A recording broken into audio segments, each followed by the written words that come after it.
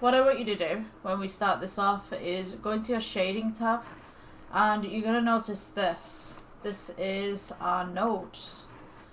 So hold on one little tiny second, because I don't think the screen keys are on this one. Why aren't the screen keys on this one? I'm pretty sure they'll show up at some point. So hold the sensory scroll wheel.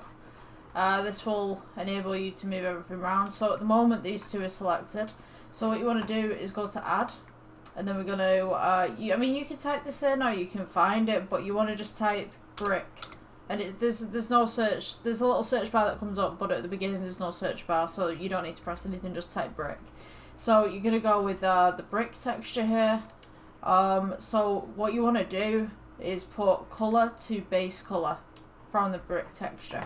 You notice that you get this wonderful little brick texture right here. So the cube's actually on its side at the moment, so I'm going to rotate that one. So just select your cube, press R for rotate, and rotate against one of the axes. Now on your keypad, press 90. I think you can do this on a regular keyboard, like a non number pad keyboard, but someone's bike in the background.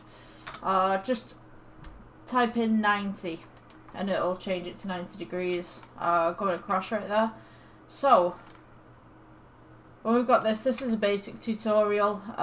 There are other ways of correcting that, but at the moment I just want to teach you how to do brickwork.